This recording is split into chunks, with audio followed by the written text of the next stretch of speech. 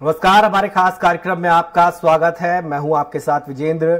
छत्तीसगढ़ के दंतेवाड़ा में एक जानलेवा हमला हुआ है। इस हमले में करीब 11 जवान शहीद हो गए।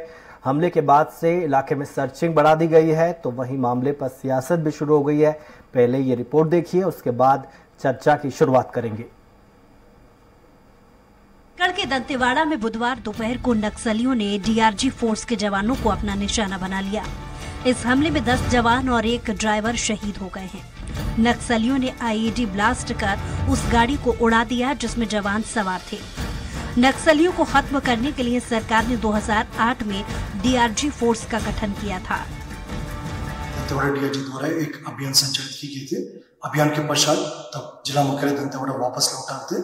इस दौरान आरमपुरी एवं सामेल के बीच में डीआरजी गाड़ी को आईडी के माध्यम से माओवादियों द्वारा टारगेट की गई। उस घटना में हमारे एक वाहन आईडी के चपेट में आ गए थे।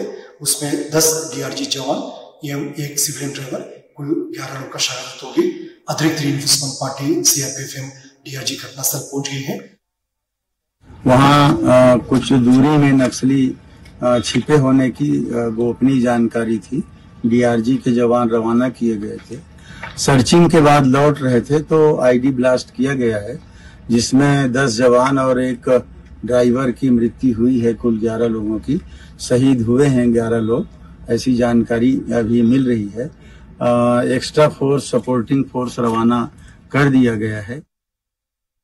जो नक्सली हमले में 11 नौजवानों के शहीद होने का समाचार मिला है, ये समाचार अत्यंत हृदय विदारक है, दुखद है। और इस घटना की जितने भर्त्सना की जाए, जितनी निंदा की जाए, वो कम है। दरअसल छत्तीसगढ़ के दंतेवाड़ा में नक्सलियों ने घात लगाकर डिस्ट्रिक्ट रिजर्व गार्ड फोर्स के जवानों पर हमला कर दिया। उन्होंने जवानों से भरी गाड़ी को आईईडी हमले में उड़ा दिया। इस हमले में 11 जवान शहीद हो गए हैं। इनमें 10 डीआरजी के जवान और एक ड्राइवर है। वहीं नक्सलियों ने रोड के बीचों बीच लैंडमाइन बिछाई हुई थी। ये आईईडी धमाका इतना जबरदस्त था कि रोड पर कई फुट गहरा गड्ढा हो गया है। जवानों के वाहन के परखच्चे उड़ गए हैं। आज हमारे 11 जवान शहीद हुए हैं, उनकी शहादत हो गई है। हम सभी जवानों के शहादत को सलाम करते हैं, उन्हें अपनी विनम्र श्रद्धांजलि अर्पित करते हैं। शहीद हुए परिवारों के प्रति अपनी गहरी शोक संवेदना व्यक्त करते हैं।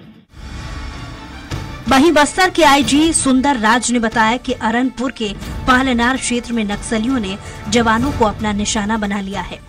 फिलहाल तलाश अभियान जारी है। सूत्रों के मुताबिक डीआरजी के जवान कल ऑपरेशन पर गए थे। लौटते समय नक्सलियों ने ये हमला कर दिया। जानकारी के मुताबिक इस हमले में प्रधान आरक्षक जोगा सोढ़ी, मुन्ना राम करती, संतोष तामो, नव आरक्षक दुलगो मंडावी, लखमू मरकाम, जोगा कवासी, हरिराम मंडावी, गोपनीय सैनिक राजू राम कटरम, जयराम पौडियाम, जगदीश कवासी शहीद हो गए हैं।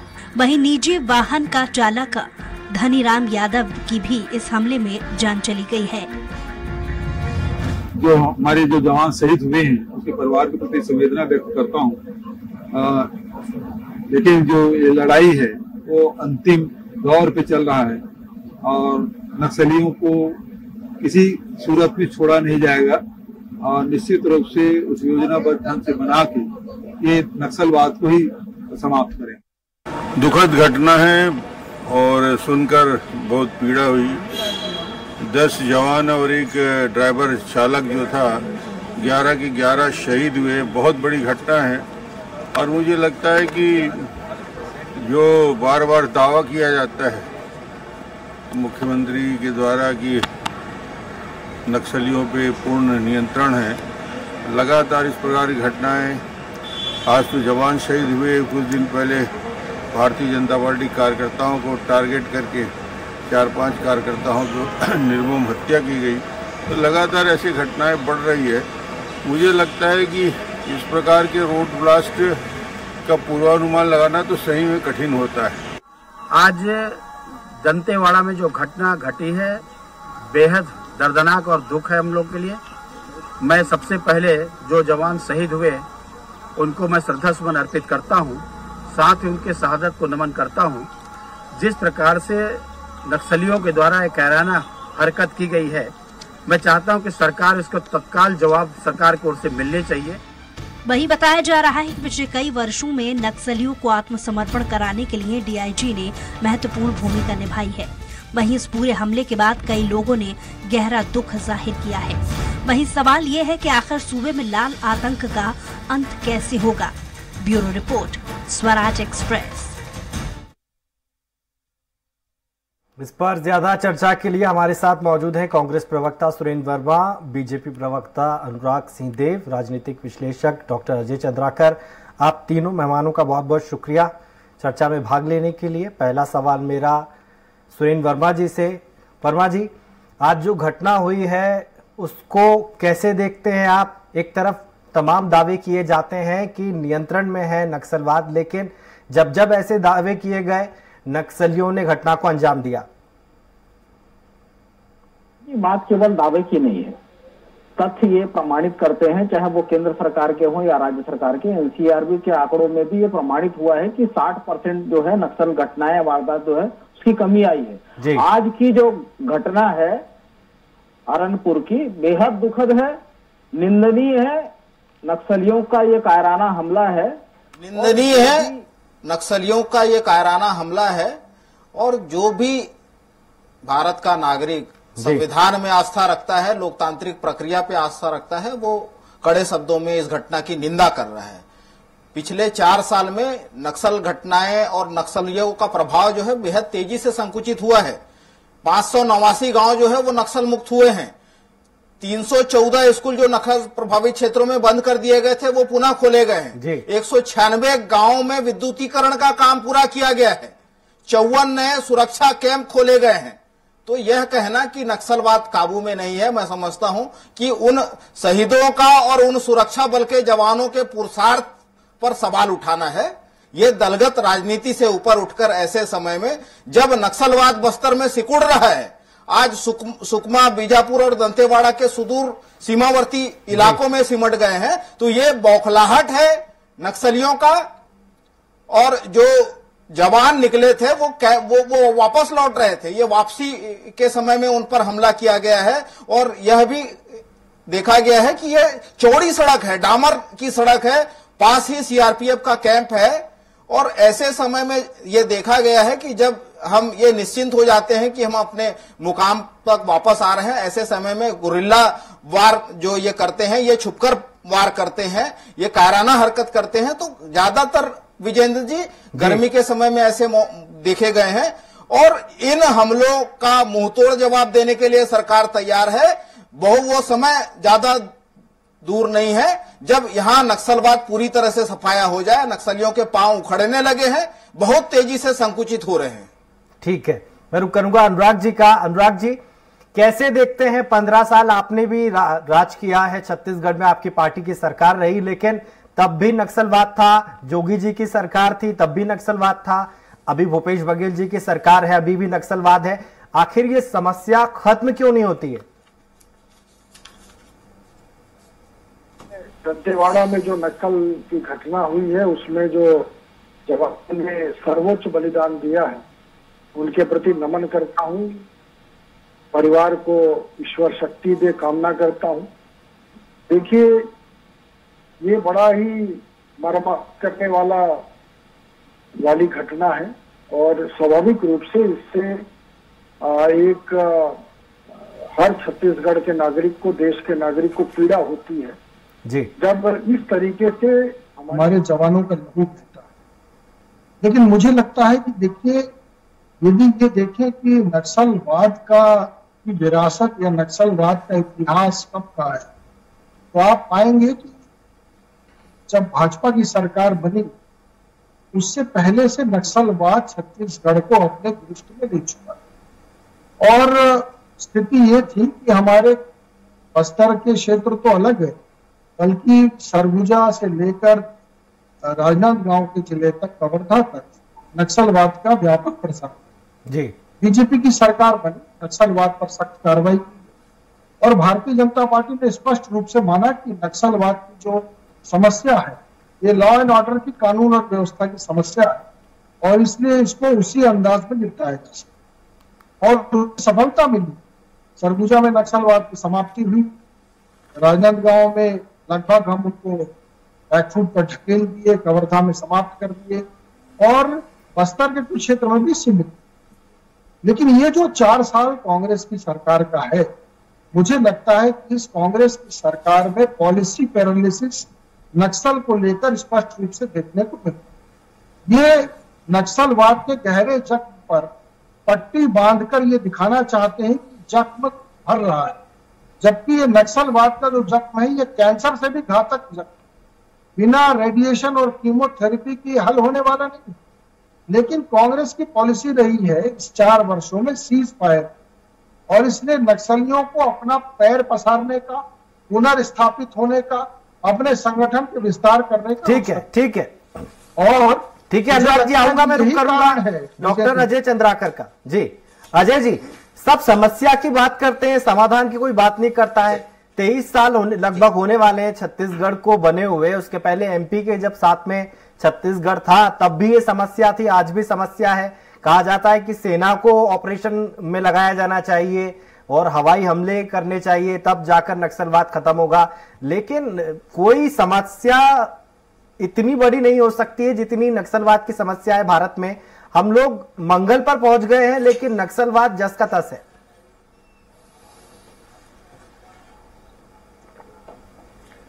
देखिए विजेंद्र जी, सबसे पहले तो श्रद्धा सुमन मैं समर्पित करता हूं इन शहीद जवानों के ऊपर। ये बस्तर में शांति के लिए अलग अलग स्टेट से, अलग अलग कह सकते हैं कि एरिया से आकर के बस्तर में शांति स्थापित करने के लिए जी अपना जीवन समर्पित कर रहे हैं। मूल बात यह है विजेंद्र जी कि ना तो इसमें बीजेपी की बात है, ना कम्युनिस्ट की बात है, ना कांग्रेस की बात है। यह समस्या भारत के आंतरिक सुरक्षा की समस्या है, और इस आंतरिक सुरक्षा की समस्या को चाहे वर्तमान समय में केंद्र में एनडीए की सरकार है या फिर छत्तीसगढ़ में कांग्रेस की सरकार, या पहले डॉक्टर रमन सिंह जी की सरकार थी और केंद्र में यूपीए की सरकार, इसमें कोई शक नहीं कि नक्सल की घटनाओं को हम देखते हैं तो 90 से लेकर के 2010 का आंकड़ा, 2010 से 2020 का आंकड़ा और 20 के बाद का जो आंकड़ा है, और एरिया जिसका जिस तरह से जिक्र शेरदेव जी कर रहे थे या फिर वर्मा जी कह रहे थे कमी आई है, इसमें कोई शक नहीं कि कमी आई है, बिल्कुल कमी आई, एरिया में भी कमी आई है। लेकिन वर्तमान समय के गृह मंत्री के पहले आपका जो प्रश्न था विजेंद्र जी, जब राजनाथ जी गृह मंत्री होते थे भारत के, तो नक्सल समाधान के ऊपर वो समाधान शब्द ही दिए थे और उसके 8 प्रकार वो बतलाए थे। वो एक कारगर उपाय था जिसके ऊपर केंद्र और राज्य फेडरल सिस्टम में कॉम्बिनेशन बना करके काम कर रहे हैं। दूसरी बात है, वर्तमान समय के गृह मंत्री, केंद्रीय गृह मंत्री अमित शाह जी जब बस्तर आए थे तो करनपुर गांव में वो जो स्टेटमेंट दिए थे कि बस्तर से और देश से नक्सल समस्या का समाधान अतिशीघ्र होगा। अब इसमें क्या हुआ, इस मसले के ऊपर चाहे प्रशासनिक क्षेत्र हो, राजनीतिक क्षेत्र हो, आर्थिक क्षेत्र हो और सामाजिक क्षेत्र हो, कानून व्यवस्था ही नहीं, ये सभी आयाम हैं इसके विजेंद्र जी। तो इन क्षेत्रों में काम किया जाए। गृह मंत्री जी अपने छत्तीसगढ़ में आकर के यहाँ के सरकार के साथ भी संवाद किए और साथ ही साथ क्या कि फोर्स के लोगों का, जो हमारे आर्मी के जवान लोग हैं, उनका मनोबल भी बढ़ा है जी। लेकिन इसी महीने के 7 अप्रैल को आम नागरिक जो है बस्तर में आदिवासी, जो सुबह 3 बजे 4 बजे उठ करके जंगल में चले जाते हैं, तो वहां पर जिस तरह से हवाई फायर हुआ, बमबारी हुई और गोलीबारी हुई, जिसके कारण से वो लोग बड़े पैमाने पर इसका विरोध किए। उनका कहना था जी कि आम नागरिकों की पहचान और नक्सलियों की पहचान सरकार की खुफिया एजेंसी करे और दोनों को मिक्स नहीं किया जा सकता। और यह एक बड़ी समस्या है, चाहे सरकार के लिए, स्टेट गवर्नमेंट के लिए, सेंट्रल गवर्नमेंट के लिए, या फोर्स के लिए, या पुलिस के लिए, या खुफिया विभाग के लिए। इसलिए केंद्र और राज्य दोनों जो कॉम्बिनेशन बना करके चल रहे हैं, अजय जी आऊंगा आपके पास। में कमी आई है, संख्या में कमी आई है, ठीक है, लेकिन इस तरह की घटना हुई है। जी ठीक है, मैं रुक करूंगा सुरेंद्र वर्मा जी का। वर्मा जी, आपने सुना बीजेपी के प्रवक्ता ने कहा कि पॉलिसी पैरालिसिस की उन्होंने बात कही, लेकिन आपकी सरकार का पूरा फोकस विकास पर है, जबकि कहा जाता है कि विकास होगा तो ये लोग मुख्य धारा में आएंगे, उससे नक्सलवाद खत्म होगा, लेकिन तो ये तो सरकार को चैलेंज कर रहे हैं खुले तौर पर।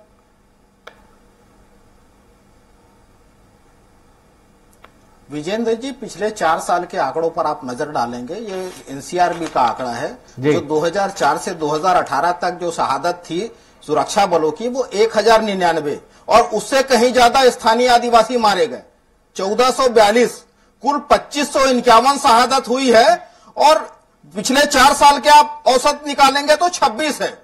जो 74 था औसत, वो घट के 26 हुई है। तो भारतीय जनता पार्टी के नेता इस प्रकार से राजनीतिक गिद्ध की भूमिका न निभाए, बेहद संवेदनशील मामला है। ये बताए कि ये वही दंतेवाड़ा है जहां 6 अप्रैल 2010 को ताड़मेटला में 76 जवानों की शहादत हुई थी। सुन लीजिए, रानी बोदरी में 15 मार्च 2007 को 55 जवान शहीद हुए थे।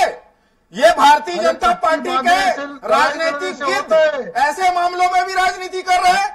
आपके समय में आम जनों की जो हताहतों की संख्या होती थी 96, वो आपके हिसाब से क्या हमारी पॉलिसी? सुन लीजिए, ये गंद फैलाने छोड़ दीजिए, अपने समय में बोलिएगा। विजेंद्र जी, भूपेश बघेल सरकार ने पहले दिन से ही बस्तर में विकास, विश्वास और सुरक्षा लोग को लेके जो संकल्प लिया, उसी का परिणाम है कि बस्तर में खुशहाली लौटी है। आम लोग जो हैं वहाँ के आदिवासी हैं, सरकार की योजनाओं में बढ़ चढ़ के भाग ले रहे हैं, और यही कारण है कि बस्तर में नक्सलवाद संकुचित हुआ है। नक्सलवादी संगठन खेलकूद प्रतियोगिता, भारतीय जनता पार्टी के नेता नक्सलियों को सप्लाई करते पकड़े गए। धर्मेंद्र चोपड़ा कौन है? आपको दिखाई पड़ नहीं रहा है? कौन है? पोडियम लिंगा जैसे व्यक्तियों कम्युनिस्ट विचारधारा के लोग सलाहकार हैं, संलिप्तता है लगातार उजागर हुई है। आज भी ये कह रहे हैं कि मुख्यमंत्री जवाब दे हैं, इनको शर्म आनी चाहिए। तो जो 2551 शहादत हुई है 15 साल में रमन राज में, यूनिफाइड कमांड के अध्यक्ष थे, तो क्या वो जिम्मेदार है?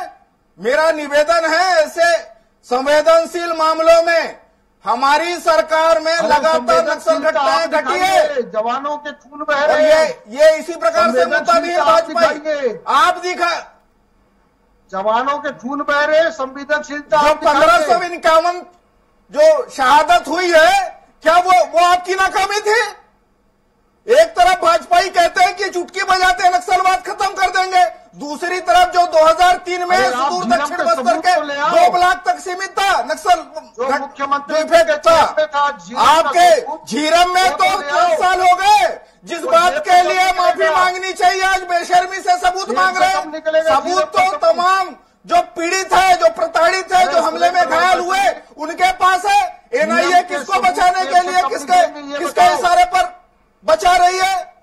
ठीक है, जवाब ले लेते हैं। आज भी जो पीड़ित है, उन्होंने जवाब पत्र देकर न्यायालय में कहा। झीरम के घायलों ने गृह मंत्री से भी मुलाकात की, लेकिन उनसे बयान तक नहीं लिया गया, बताया। और एनआईए क्यों ये कहती है? सुरेश जी, इस पे जवाब दे देते हैं अनुराग जी से। अनुराग जी में बकायदा एफआईआर पहले बस्तर में आना हुआ था केंद्रीय गृह मंत्री अमित शाह का, उन्होंने कहा था कि नक्सलवाद का जल्दी खात्मा हो जाएगा, लेकिन ये तो उकसाने के तौर पर देखा जा रहा है। उन्होंने बोला उसके बाद से घटनाएं बढ़ गई है, ऐसे कैसे खात्मा होगा? अनुराग जी, ये किसी एक राज्य की समस्या नहीं है, सेंटर का इश्यू है।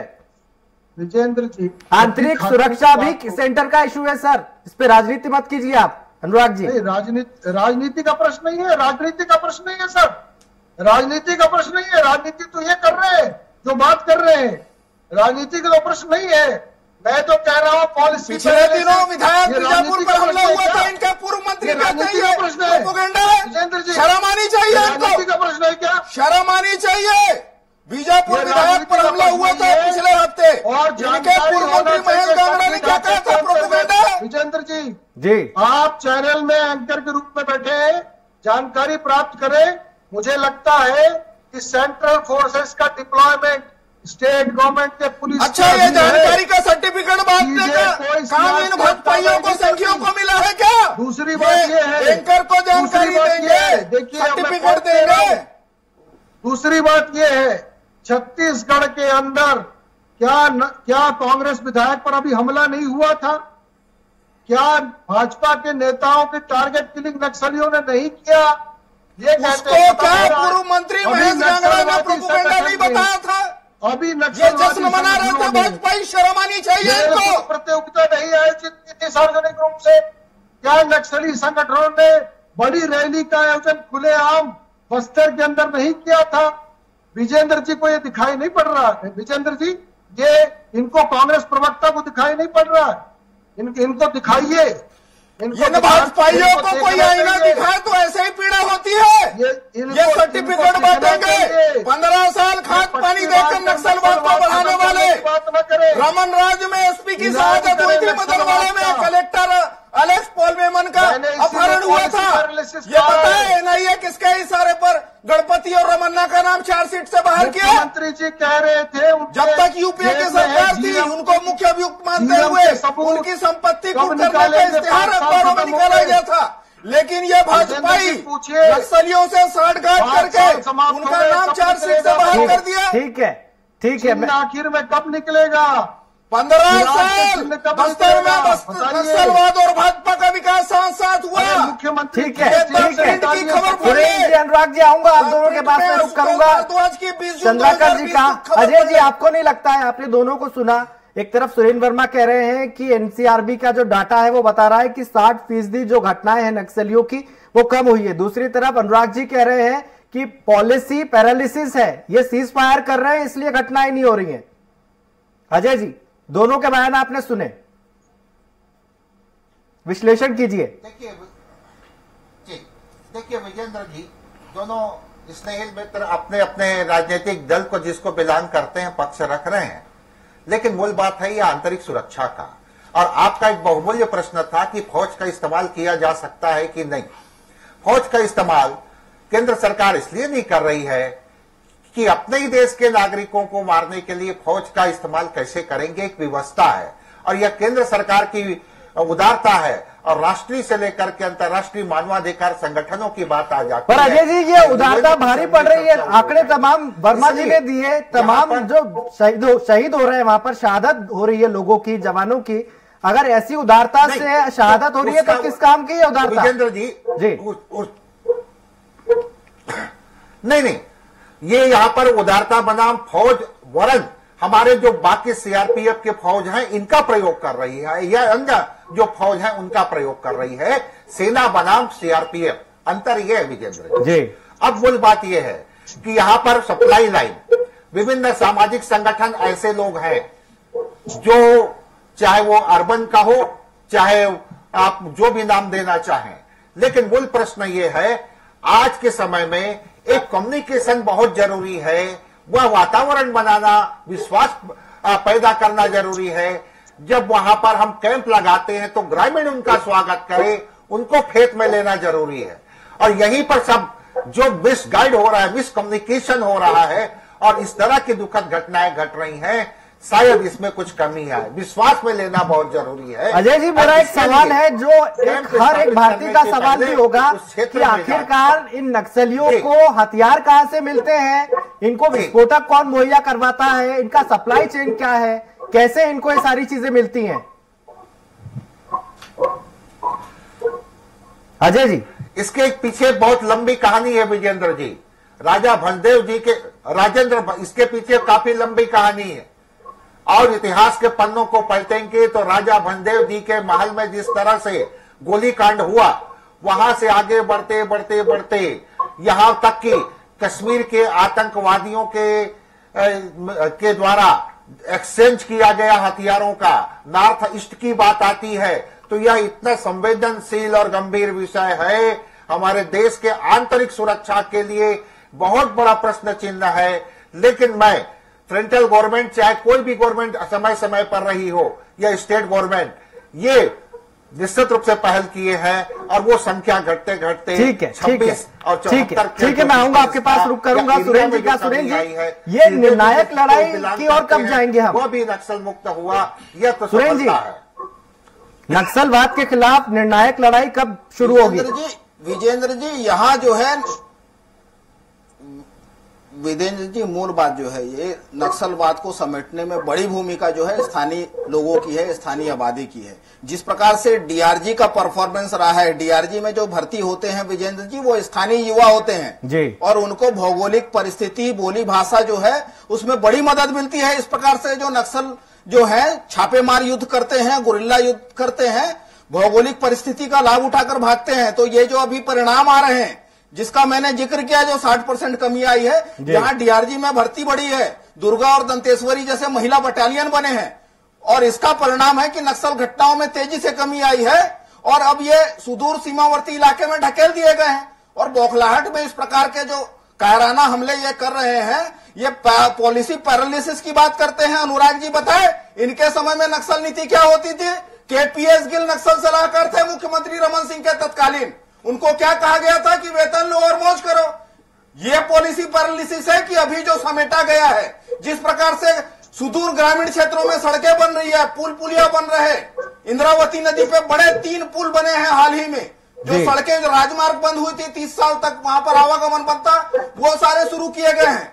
तो निश्चित रूप से नक्सल जो है तेजी से संकुचित हुआ है। जो 15 साल में उनको खाद पानी देने वाले थे, चाहे वो धर्मेंद्र चोपड़ा हो, जगत पुजारा हो, पोडियम लिंगा हो, ऐसे संगठनों को खाद पानी देने वालों की गिरफ्तारियां भी हुई है। समय का अभाव है, इसलिए चर्चा को यही विराम देना होगा। कांग्रेस प्रवक्ता हमारे साथ जुड़े थे सुरेंद्र वर्मा जी, आपका बहुत बहुत शुक्रिया। अनुराग जी, आपका बहुत बहुत शुक्रिया। राजनीतिक विश्लेषक हमारे साथ अजय जी जुड़े थे चर्चा में, आपका बहुत बहुत शुक्रिया। नक्सलवाद को किसी एक राज्य की समस्या समझने की जरूरत नहीं है। हर साल नक्सलवाद की वजह से कई जवानों की जान जाती है। कुछ दिन के शोक के बाद उनकी शहादत को भुला दिया जाता है। नक्सलवाद एक नासूर है जिसका सरकार को इलाज किसी भी कीमत पर करना चाहिए ताकि इस समस्या को जड़ से खत्म किया जा सके। चर्चा में अभी के लिए इतना ही। देखते रहिए स्वराज एक्सप्रेस। नमस्कार।